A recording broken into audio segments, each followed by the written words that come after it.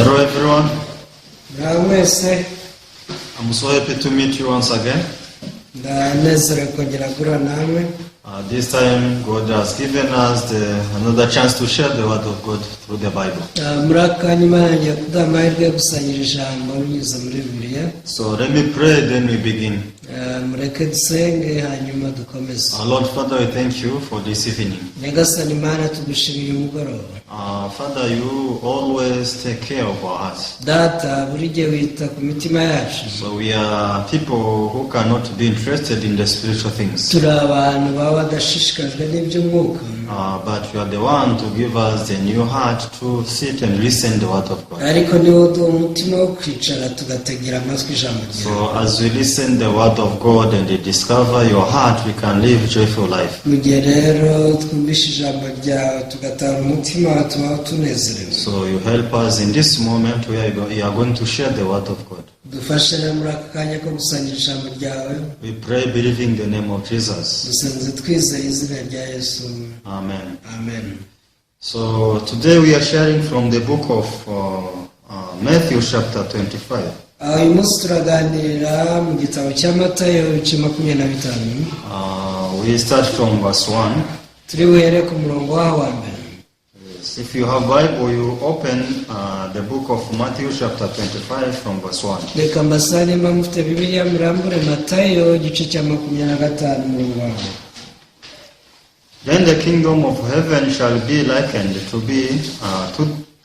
10 virgins who took their lamps and went out to meet the bridegroom. Icyo gihe ubwami bwo mu ijuru buzagereranywa n'abakobwa 10 bajyanye amatabaza yabo bajya gusanganira umukwe. Now 5 of them were wise and 5 were foolish. Ariko muri abo 10 5 bari abapfu abandi 5 bari abanyabwenge. Those who were foolish took their lamps and took no oil with them. Abapfu bajyanye amatabaza yabo ntibajyana n'amavuta. But the wise took oil in their lamp, in their vessels with their lamps. Ariko abanyabwenge bo bajyana amavuta mu mperezo zabo hamwe n'amatabaza yabo. But while the bridegroom was delayed, they all slumbered and slept. Umukwe atinze bose barahanukira barasinzira. And at midnight a cry was heard, behold, the bridegroom is coming, go out to meet him. Ariko nijoro mu gicuku habaho urusaku ngo umukwe araje nimusohoke mumusanganire. Then all those virgins arose and trimmed their lamps. Maze b'abakobwa bose barahaguruka baboneza amatabaza yabo. And the foolish said to the wise, give us some of your oil, too our lamps are going out. Abapfu babwira abanyabwenge bati nimuduhe ku mavuta yanyu kuko amatabaza yacu azima. But the wise answered, saying, no, lest there should not be enough for us and you, but go rather to those who sell and buy for yourselves. Ariko abanyabwenge barabahakanira bati oya ntiyadukwira twese ahubwo nimujye mu bahanjuzi muyigurire. And while they went to buy, the bridegroom came, and those who were ready went in with him to the wedding, and the door was shut. Bagiye kugura umukwe araza abari biteguye binjirana nawe mu bukwe urugi rurakinga. Afterwards, the other virgins came also, saying, Lord, Lord, open to us. Hanyuma b'abakobwa bandi nabo baraza barahamagara bati nyakubahwa dukingurire. But he answered and said, assuredly I say to you, I do not know you. Nawe arabasubiza ati ndababwira ukuri yuko ntabazi. Watch therefore, for you know neither the day nor the hour in which the Son of Man is coming. Nuko mube maso kuko mutazi umunsi cyangwa igihe. Yes. We have read up to verse 13. Tugejeje ku murongo wa 13. So this is when I read the Bible, I could see that God wrote the Bible to guide people to know the right way and wrong way. muri iyi minsi ko nsoma bibiliya ngenda ntahura ko imana yandikisha bibiliya ngo iyobore abantu kumenya inzira nyayo n'inzira ipfuye. I could see that the stories of the Bible are written like that. naje kwibonera ko inkuru za bibiliya ariko zanditse.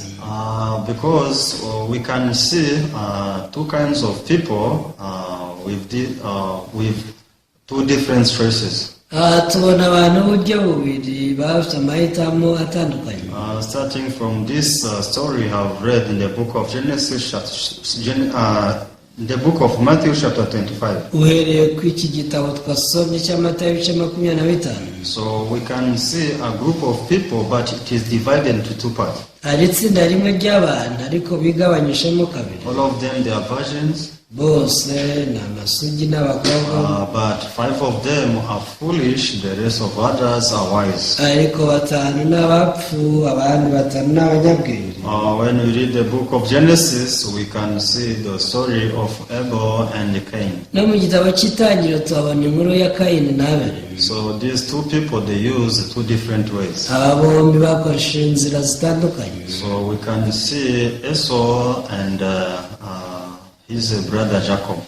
dushobora no kubona inkuru ya Esau na Yakobo. So maybe some people, once they read the Bible, they don't take care about this. abantu bamwe basoma Bibiliya ntibabyitaho. They don't think why God wrote the Bible in this way. ntabwo bajya bibaza se ko Imana yandikisha Bibiliya muri ubu buryo. Frankly speaking, even me, before receiving the true salvation, I couldn't care about those kind of stories and why God wrote those stories in that way. babwije ukuri nanjye mbere yo kwakira agakiza ntabwo najyaga nita ku kuba Imana yarandikishije inkuru nk'izo. But after realizing the true salvation God provided for everyone in the world, I came to realize that for sure in the Bible everything is there. ariko maze gutahura iby'agakiza nkabona izo nkuru zose navuze ni ukuri Imana yateguye buri kimwe cyose. Because there is no one who is born with salvation. nta muntu n'umwe uvukana agakiza. All of us in the world is born as a sinner. twese mu isi tuhavukira turi abanyabyaha. A person to be destroyed, to be thrown the hellfire. tuba turi abantu bujuje ibisabwa ngo turimburwe tujugunywe mu muntu utazima. So the way we are born, all of us, we are similar before God. uko tuvuka imbere y'Imana nta n'umwe utandukanye n'undi. So, but even though it is like that, God does not want anyone to perish. gusa nubwo bimeze bityo nta muntu n'umwe Imana ibishaka ko arimbuka. Yes, I was born as a sinner, but do you think the heart of God is for me to be in the hellfire? nibyo navutse ndi umunyabyaha ariko sitekereza ko Imana yifuza ko nzajya mu rutazima. No, that is not the heart of God. ntabwo ari wo mutima w'Imana. Even this is not the heart of God towards you. nawe nuko si wo mutima Imana igufitiye. So because God wants everyone to be saved, this is the will of God according to the Bible. ahubwo Imana ishaka abantu bose bakizwa, ubwo nibwo bushake bwayo ugendeye kuri Bibiliya. So with this kind of heart, God wrote the Bible. hamwe n'uyu mutima byatumye Imana yandikisha So Bibiliya. it means God wants to lead the heart of people through the Bible. bivuze ko Imana ishaka kuyobora abantu ikoresheje Bibiliya. So how about people who don't care about the Bible which was written by God? none abantu batita kuri Bibiliya ari ryo jambo Imana yatwandikiye. So these people, they cannot know clearly the true way God prepared for them to be in the heaven. ese bamenye gute inzira nyayo Imana yateguye ngo bajye mu ijuru? So if they don't know the clear way prepared by God, they try to make their own ways. mu gihe batazi inzira nyayo bajyana mu ijuru bagerageza guhanga inzira zabo. But you know, only one way can reach the heaven. ariko mwibuke ni inzira imwe yonyine igera mu ijuru. So no one can know this way by him or herself. ntawe ushobora kwimenyesha iyi nzira. So only we need to learn the Bible one by one. ahubwo mu gihe twize Bibiliya kimwe ku kindi. So and we discover this clear way which was made by God. dutahura iyi nzira nyayo yashyizweho n'Imana. So even me, I didn't know this way of God. nanjye sinigeze menya iby'iyi nzira y'Imana. I was a person who was trying to make my own ways. nahoze ndi umuntu uhanga inzira ze bwite. But everything I did, I couldn't be satisfied. ariko ibyo nakoze byose sinigeze nyurwa. Because even though we are in this world, nubwo turi muri iyi si God wants to give us peace. imana ishaka kuduha amahoro, God wants to give us hope. imana ishaka kuduha ibyiringiro. But I never had hope before I made the true salvation. ariko mbere yo guhura agakiza nyako nta byiringiro nari mfite. But I was a kind of person who was thinking that I'm believing God well. nyamara umuntu wibwira ko nizera imana neza, But for sure, I had nothing to do with the Word of God. ariko ni ukuri ntacyo nari nkuriyeho n'imana. So I was living my spiritual life, but based on my thoughts. nabagaho ubuzima bw'umwuka bushingiye ku bitekerezo byanjye. So I was just judging if this is good or is not good. najyaga nca imanza ni iki ni cyiza, kiriya ni kibi gusa. But God is not like that. ariko imana yose uko iteye. So when we read this story in this Matthew chapter 25 of the story of these virgins, mu gihe dusomye inkuru y'abakobwa 10 muri Matayo 25, so Bible says that 10 of them, they are waiting the bridegroom to come. bivuga ko ari 10 baba bategereje umukwe kwazo. So the bridegroom was to come to take every one of them. umukwe yagombaga kuza kugira ngo abatware. So they knew this, all of them. bose bari babizi. They knew that the bridegroom will come and will take us. bose bari bazi ngo umukwe naza azadutwara. So that's why that is the reason why they had to prepare to welcome this bridegroom. ibi byabateye kwitegura, baramutegereza ngo bamwakire. So we can see that all of them, they are waiting. turabona bose bategereje. So they went in one room. bagiye mu cyumba kimwe. So they didn't know what time he is coming, but what they were sure is that he will come. ntibari bazi isaha zira, ariko icyo bari bizeye neza nuko agomba kuza. So, but the way of thinking of these 10 virgins were totally different. gusa imitekerereze y'aba bakobwa 10 yari itandukanye. Yes, they had the same idea that he is coming. bose bari bafite igitekerezo kimwe kibabwira ngo azagaruka. garaje. I want us to see why 5 of them, they became foolish, others they became wise. ariko dushaka mwitegereza impamvu bamwe bari abapfu abandi ari abanyabwenge. So who didn't want to rejoice together with the bridegroom? ese muri bo niba utarifuzaga kunezeranwa n'umukwe? Everyone wanted to be taken by this bridegroom. bose bifuzaga ko umukwe abatwara. But ariko some 5 of them, they kept on thinking about this visit of this bridegroom. 5 muri bo bakomeje gutekereza ku ruzinduko rw'umukwe. The bridegroom will come. ko bati umukwe azaza. But what time will he come? ese azaza ryari? You know, when you have a visitor, iyo ufite umushyitsi, sometimes you make sure that, what time are you coming? rimwe na rimwe urabaza uti ese uragera hano ryari? So, but they had no way to ask this bridegroom what time he will come. ariko nta buryo bari bafite bwo kubaza umukwe isaha azazira. Because the information they had is that the bridegroom will come to take you. icyo bari bamenyeshejwe ni uko umukwe azaza kandi yaza akabatwara. Please, you be ready. baravuga ati muzabe So mwiteguye. 5 of them, they kept on thinking, 5 bakomeje kubitekerezaho. how do you think about this? ese murabitekereza mute? The bridegroom is coming. umukwe aragiye kuza. We don't know if he will come during the night, in the middle night, or during a day. ariko ntabwo tuzi nimba azaza ari ku manywa cyangwa akaza nijoro. So maybe he will come in the midnight. birashoboka ko azaza no mu gicuku. So what shall we do? ese ubwo twabikora biki? So how can we welcome him during night? twamwakira gutaramutse aje mu gicuku. I think we need to prepare the light. baba bati reka dutegure amatabaza. So for us to light our lamps, we need to prepare the oil. nyuma yo kugira ngo yake haba hakenewe amavuta. Because the lamps cannot just be light on. ntabwo rwose amatabaza yapfa kwaka nta mavuta arimo. So our vessel should be full with the oil. baravuze bati amatara yacu agomba kuzuzwa amavuta. So they realized that this is good idea. batabaye ko iki cyari igitekerezo cyiza. So they prepared the lamps, they prepared the oil. bateguye rwose amatabaza n'amavuta bashyiramo. So they went in the waiting room to hanyuma wait the bajya mu bridegroom. cyumba cyo gutegererezamo. So the 5 of them who are foolish, nyamara 5 b'abapfu when they saw the 5 of them took their lamps, ubwo babonaga bagenzi babo batanu bafite amatabaza they also took their lamps. nabo bitwaje amatabaza They went in the waiting room. binjira nabo mu cyumba cyo gutegereza They waited 1 hour, 2 hours, 1 day, 2 days. barategereje isaha irashira ya kabiri umunsi wa mbere wa kabiri So Bible is saying all of them they slumbered and slept. biravuga ngo baje guhunukira barasinzira This is what the Bible says on verse 5. umurongo wa gatanu uko niko birivuga But while the bridegroom was delayed, they all slumbered and slept. umukwe atinze bose barahunikira barasinzira So because they were tired.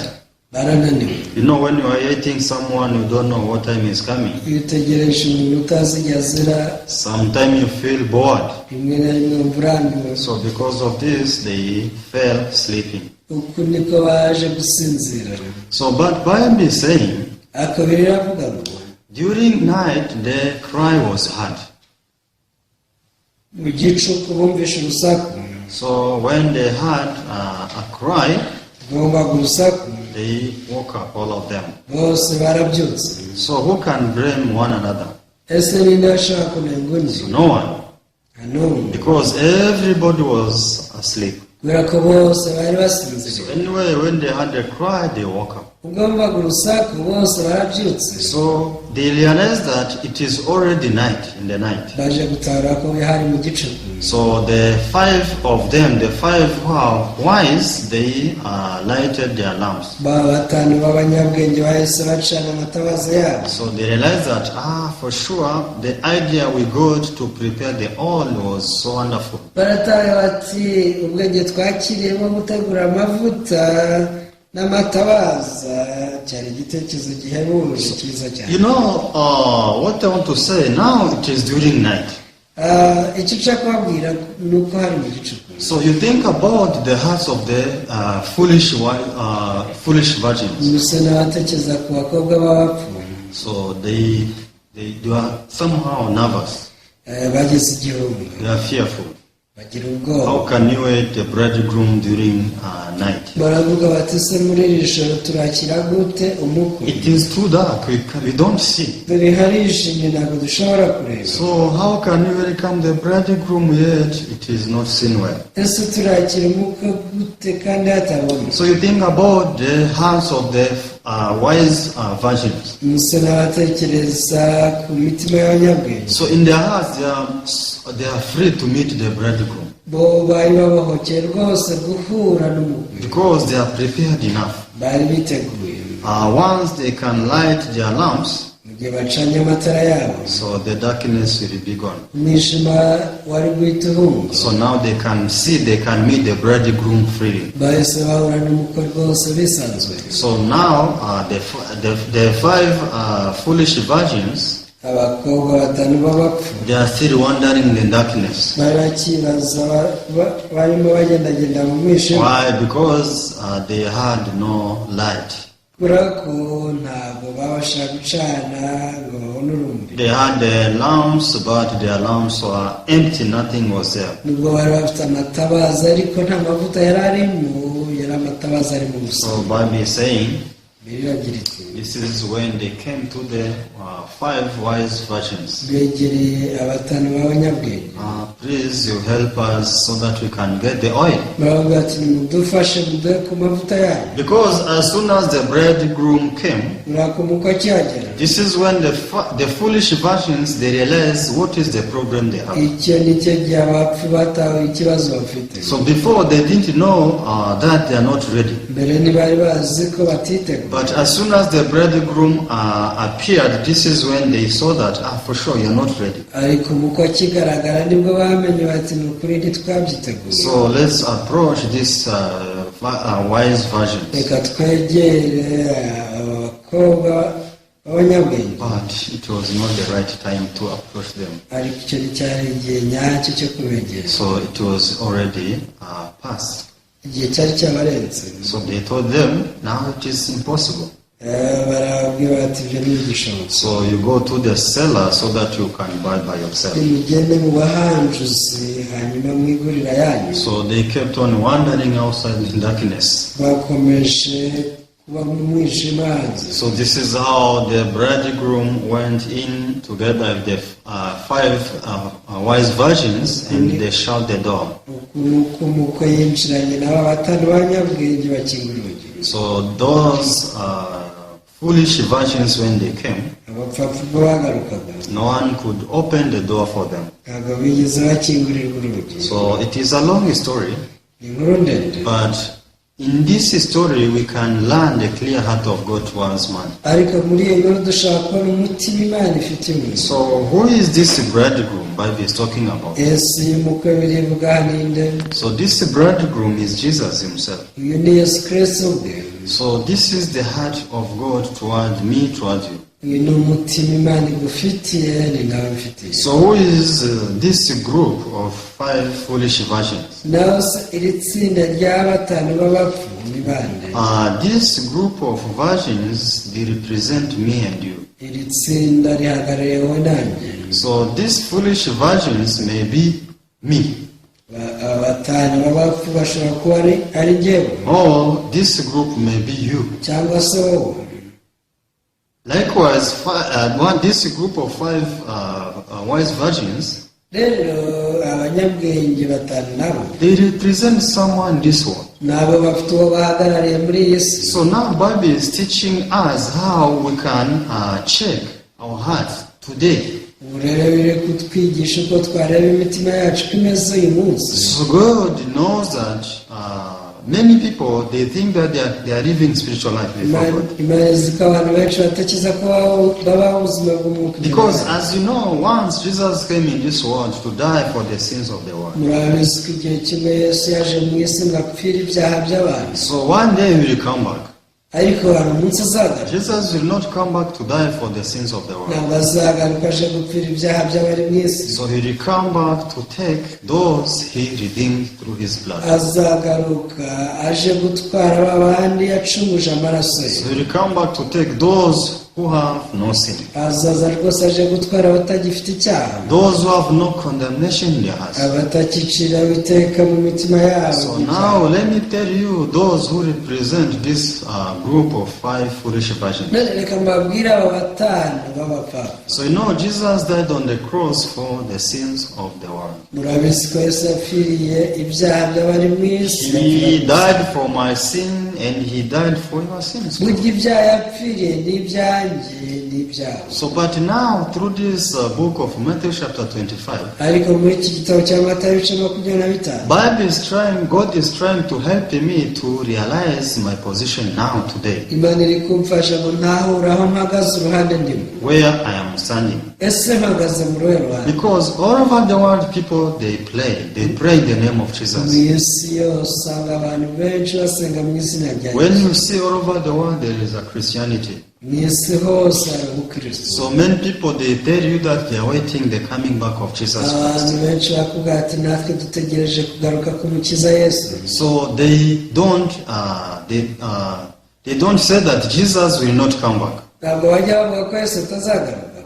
They say Jesus will come back. bavuga ko Yesu azagaruka. They don't know the day. ntabwo bazi umunsi They wayo, don't know the time. nta nubwo bazi igihe. But what they are very much sure is that once Jesus will come back. icyo bazi neza ni uko Yesu hari igihe azagaruka.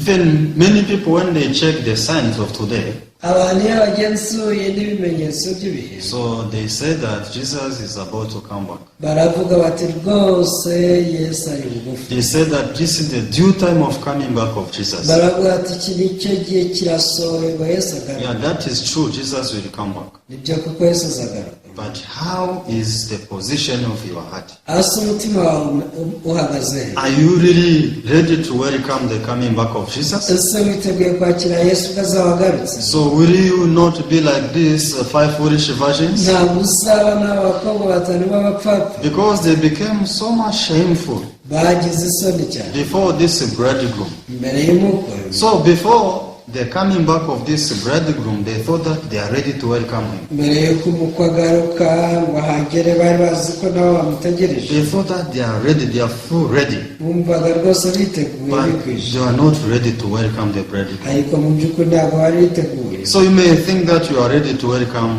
Jesus nawe Christ. ushobora gutekereza ko witeguye kwakira Yesu Kristo, But please, based on this story, Bible wants you to check your heart. ariko ndakwinginze ugendeye kuri iyi nkuru Imana ishaka kugenzura umutima wawe. So I say like this.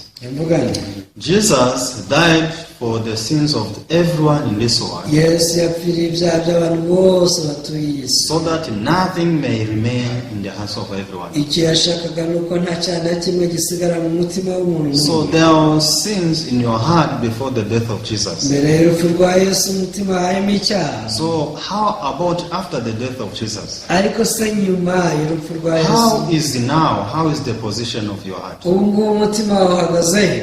Do you have sin in your heart or not? ese mu mutima harimo icyaha cyangwa nta cyaha? Because if you have sin in your heart, wawe ufite icyaha mu mutima wawe, you are a person who is not different from this group of 5 foolish nta virgins. n'ubwo utandukaniye n'abakobwa batanu b'abapfapfa. What I want to tell you is that you are not ready to welcome Jesus. icyo nshaka kubwira ni uko utaritegura kwakira Yesu So Kristo. if you are not ready, it is no problem. ariko nubwo utiteguye ntabwo ari ikibazo, Because even now you can shift and become and be in this group of 5 wise virgins. kubera ko n'ubu tuvugana ushobora kwimuka ukajya mu bakobwa batanu b'abanyabwenge. So you know, when we read the book of Genesis chapter 4, iyo usomye itangira ibice bine we can see these 2 sons of Adam. tubona abahungu babiri ba Adamu, We can see Cain and Abel. ubona Kayini na Abeli. So in the beginning, all of them, they stood before God. bigitangira bombi bahagaze imbere y'Imana. So we can see that the way of Abel was different from the way of Cain. tubona ko inzira ya Abeli yari itandukanye n'iya Kayini. So Cain, in his heart, he was thinking that he was standing the right way. mu mutima wa Kayini yatekereje ko ari mu nzira He nyayo. was thinking that now I'm ready to be blessed by God. yaratekereje ati niteguye kwakira umugisha w'Imana. The blessing is not for Abel, but the blessing will be for me. umugisha ntabwo ari uwa Abeli ahubwo ni uwanjye. But when he stood before God, he was cursed. ariko ubwo yahagaraga imbere y'Imana yaravuye. He was rejected, even his offering was rejected. yanzwe n'Imana rwose n'amaturo ye irayamagana. Because he was standing in wrong way. kubera ko yari ahagaze mu nzira ipfuye. The way Cain used was not the right way to go to God. inzira Kayini yakoresheje ntabwo yari inzira nyayo ijya ku Mana. But when we see in the Bible, Abel was accepted, even his offering was accepted. ariko igenze muribona ko Abeli yakiriwe n'Imana ndetse n'ituro rye riremerwa. So when did Cain realize that he was not ready to stand before God? ese n'iryari Kayini yatawe ko yari umuntu utiteguye guhagarara imbere y'Imana? He realized it when he was standing before him. ibi yabimenye ubwo yageraga imbere yayo. So anyway, there was a chance. gusa hari amahirwe. Because when he was rejected, ubwo yangwaga he was angry yarababaye ararakara because he was not ready to be rejected. kubera ko atarabyiteguye. But what I want to say is this. icyo nshaka kubabwira, When Cain realized that he was not right before God, ubwo kandi yatahoraga ko atari umunyakuri imbere y'Imana, so it didn't take him much time to change the way. ntabwo byamusabye igihe kinini ngo ahindure It's inzira. just switch. ko ari uguhindura gusa. Because he changed from his way, his former way, and used the way of Abel. yagombaga guhindura inzira yakoreshaga akajya mu y'Abeli. Because for Abel to be accepted, blood was shed. kubera ko Abeli yemewe nuko kubera ko amaraso yari amenetse. Because this is biblical. kuko ibyo byari bigendanye na Bibiliya. There is no remission of sins if there is no blood. igihe amaraso atamenetse nta muntu ukurwaho ibyaha cyangwa ngo ababarirwe. So let alone, even Cain realized that, my way, even though I'm insisting on my way, thinking that it's right, but I'm wrong. Kayini rero yaje gutahura ati nubwo natsimbaraye ariko inzira yanjye irapfuye. By being rebuked by God, ubwo Imana yamucyaga cyane, by being interfered by God, ubwo Imana yivangaga mu buzima bwe, Cain was able to change his heart. kayini yaje guhindura umutima we. So what I want to tell you is this. Icyo nshaka kubabwira, Even now, God is telling you that you are not ready. ubu nawe Imana ikubwira ngo ntabwo uritegura.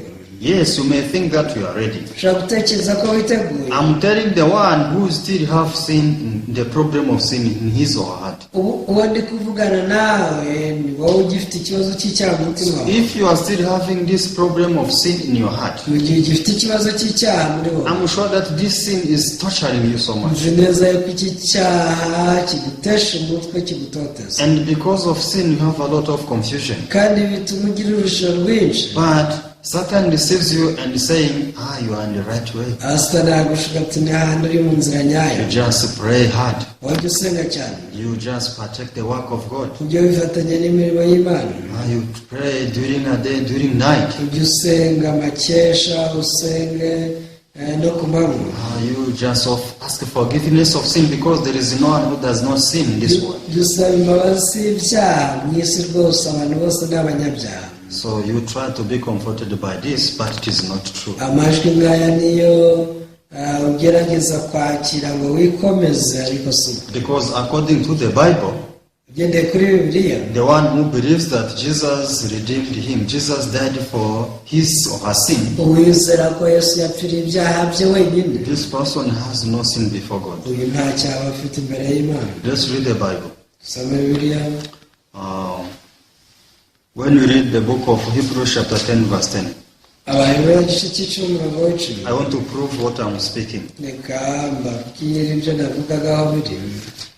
The Hebrews chapter 10 verse 10, it says, Abaheburayo icumi aravuga ngo, by that we have been sanctified through the offering of the body of Jesus Christ once for all. uko gushaka kw'Imana ariko kwatumye twezwa, tubeshejwe no ko umubiri wa Yesu watambwe rimwe gusa ngo bibe bihagije iteka. Verse 14 says, for by one offering he has perfected forever those who are being sanctified. Umurongo wa 14 ni uvuga ngo kuko abezwa batunganishije rwose igitambo kimwe kugeza iteka ryose. So according to the Bible, ugendeye kuri Bibiliya, based on the offering of Jesus Christ, igitambo cya Yesu Kristo you are perfect in the eyes of God. nicyo cyonyine cyatumye uhinduka intungane mu maso You are y'Imana, holy in the eyes of God. wabaye wera mu maso yayo. But sometimes in your heart you hear the voice saying that you are not holy. gusa rimwe na rimwe amajwi y'umutima wawe akubwira ko utari uwera, You hear the voices saying that you are a sinner. yumva amajwi akubwira ko uri umunyabyaha. So, but these voices are not equal with what the Bible is telling us. ariko ayo majwi ntabwo ahuza n'icyo biri kutubwira hano. But Bible is always right because this is the heart of God. ariko biriya ni nyakuri kubera ko yari umutima w'Imana urimo. So if you believe the voices arising in your heart, wizeye amajwi y'umutima wawe, so it means you are avoiding the voice of God. uze ku ijwi ry'Imana ubujyanze. Because the voice of God is this. ijwi ry'Imana ni iri: By that will we have been sanctified through the offering of the body of Jesus Christ once for all. nuko abezwa batunganishije rwose igitambo kimwe kugeza iteka ryose. So if you say that you are a sinner, uramutse uvuze ko uri umunyabyaha, if until now you confess that you are a sinner, niba n'ubu ukivuga ko uri umunyabyaha, you are not different from this group of 5 foolish virgins. ntabwo utandukanye n'iri tsinda rwose ry'abakobwa b'abapfu. Because if Jesus comes today, Yesu aramutse aje nonaha, you can be shameful before him. uzagira isoni rwose, wagira isoni imbere ye. You can say, I was thinking that I'm ready to go in the heaven wavuga uti najyaga nibwira ko niteguye kujya mu ijuru, because I pray sincerely, nsenga nkomeje, because I do the work of God. njya nkora imirimo y'Imana, I have become exemplary in our church. nabayeho ndi ntangarugero mu itorero ryanjye. So I thought that I'm ahead of others. natekereje ko ndi imbere y'abandi, But the problem is the sin before God.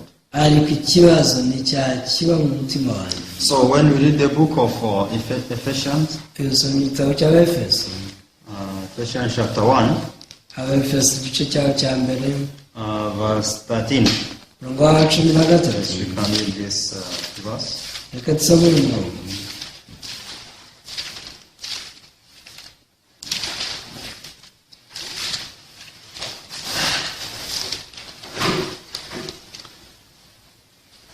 In him also trusted after you heard the word of truth, the gospel of your salvation, in whom also having believed, you are sealed with the Holy Spirit of promise. niwe namwe mwiringiye mumaze kumva ijambo ry'ukuri ari ryo butumwa bwiza bw'agakiza kanyu, kandi mumaze kwizera niwe wabashyizeho ikimenyetso ari cyo mwuka wera mwasizeranijwe. So Jesus died on the cross for our sins. Yesu yapfiriye ku musaraba kandi apfira ibyaha byacu. After dying, he was buried. Amaze gupfa yarahanwe. After 3 days, he resurrected. Ku munsi wa gatatu yarazutse. Actually, this is the full gospel.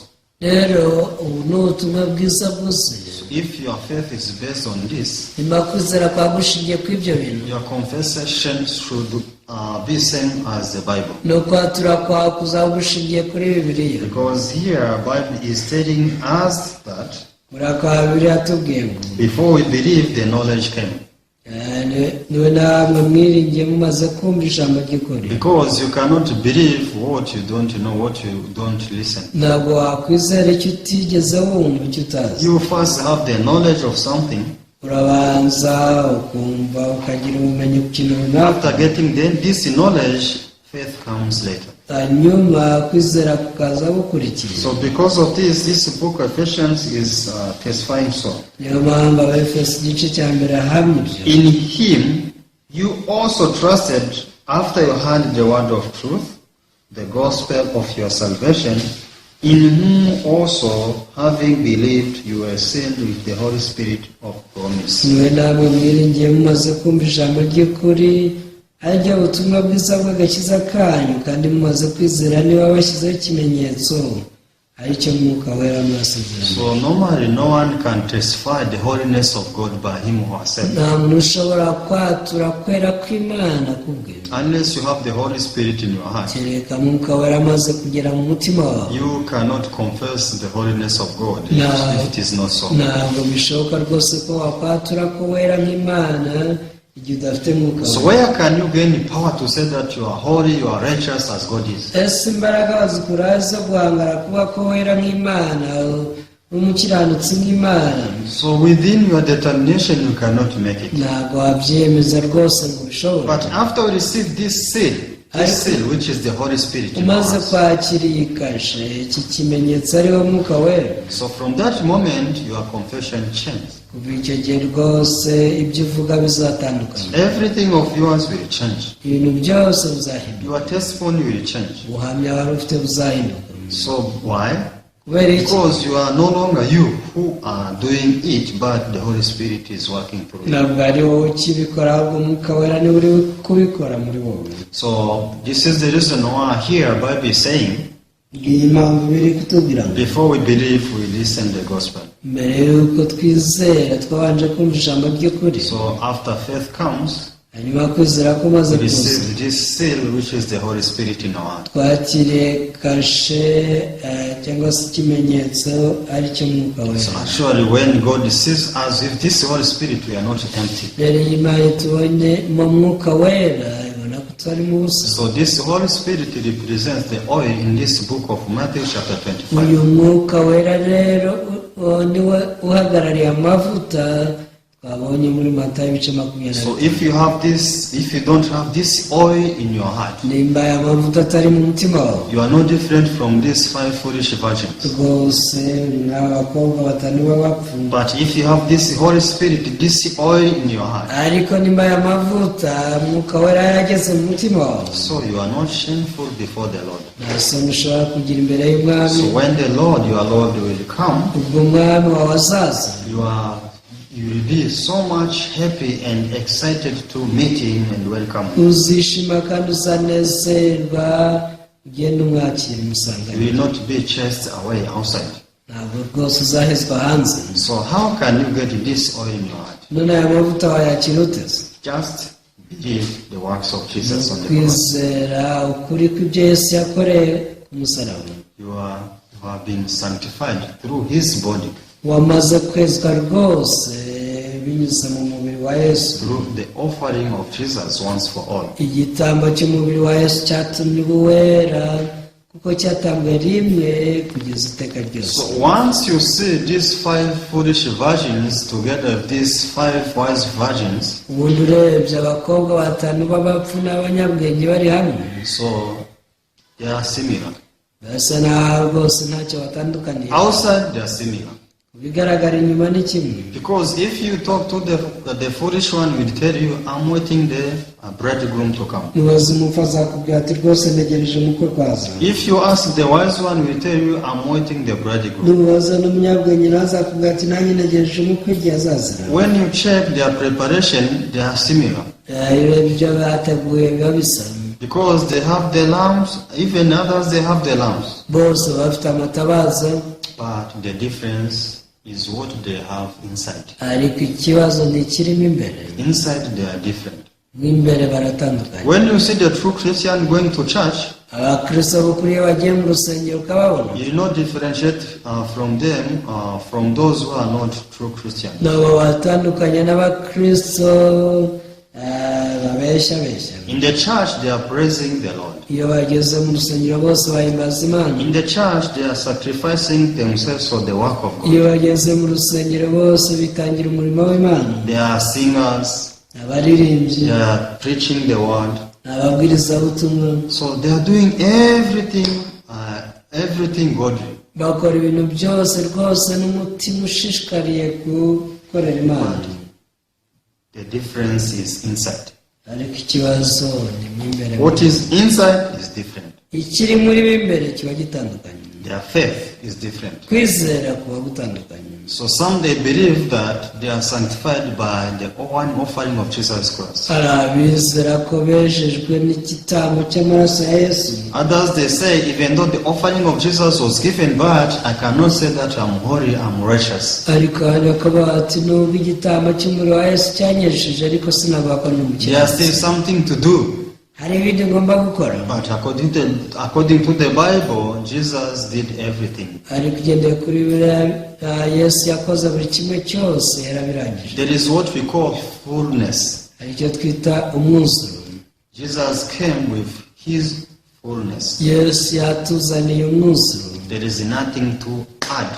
nta kintu rwose ushobora kongera You kugira. just accept what he did because it is already full. wemera ibyo yakoze kuko babyujuje umwuzuro wawe. So if it is not so, bitabaye bityo, on the day of judgment, umunsi w'urubanza you will be thrown outside like these foolish virgins. nawe uzajugunywa hanze nk'abo bapfapfa. I hope we don't live our spiritual life outwardly. nenge ko tutaba ubuzima bw'umwuka ikigejuru. Let's check in our hearts if we really have this oil in us. ahubwo tugenzure mu ndiba z'imitima yacu niba dufite amavuta If you cyangwa discover that you have no oil, usanga nta mavuta ufite, no problem.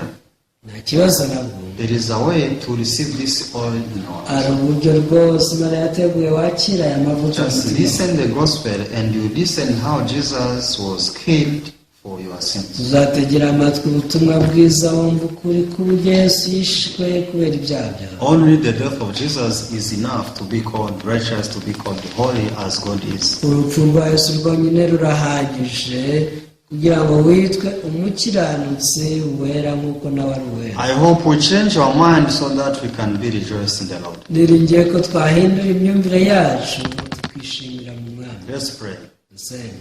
Father God, we thank you. Data Mana turagushimiye. We have learned how the 5 foolish virgins were thrown outside twize uburyo abakobwa batanu b'abapfapfa bahejejwe hanze because they just sit down thinking that they are ready to welcome the bridegroom. bapfuye kwicara gusa bibwira ngo turiteguye kwakira umukwe. They are foolish because they didn't check one by one. barabapfapfa kubera ko batagenzuye kimwe ku They kindi. trust themselves because they didn't even ask the wise virgins in the beginning.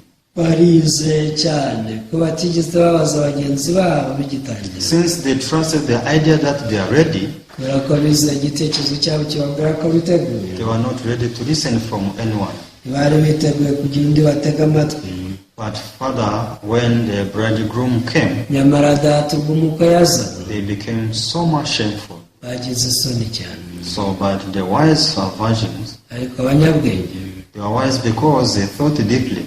abakobwa bari abanyabwenge ko batekereje cyane When they thought deeply, batekerezaga mu buryo bw'imbitse they realized that just saying we are waiting the bridegroom is not enough. baje gutara bati gutegereza umukwe ntibihagije. But let's prepare even the oil because the bridegroom may come during night. reka dutegure n'amavuta kubera ko ashobora kuza mu gicuku. Since they could discuss among themselves, ubwo babiganiragaho they came to discover what they were lacking. baje gutahura icyo babura They also prepared everything accordingly. bategura buri kimwe cyose nk'uko So the babiganiriye. bridegroom was very happy to receive these virgins. nuko yanejejwe no kwakira aba bakobwa. So Lord, allow us also to check in our hearts. nyagasani atwemere kugenzura imitima yacu So we check one by one so that we can discover what we are lacking. tugenzure kimwe ku kindi tumenye ibyo tubura. Because Lord, you prepared everything for us to be accepted in heaven. nyagasani waduteguriye byose ngo twemerwe mu ijuru. So let's use everything we prepared. reka rero ibyo wateguye byose aho ari byo dukoresha. So in the name of Jesus, we pray everything. tubisenze mu izina rya yesu. Amen. amen. So thank you. See you next time. urakoze nawe ubutaha.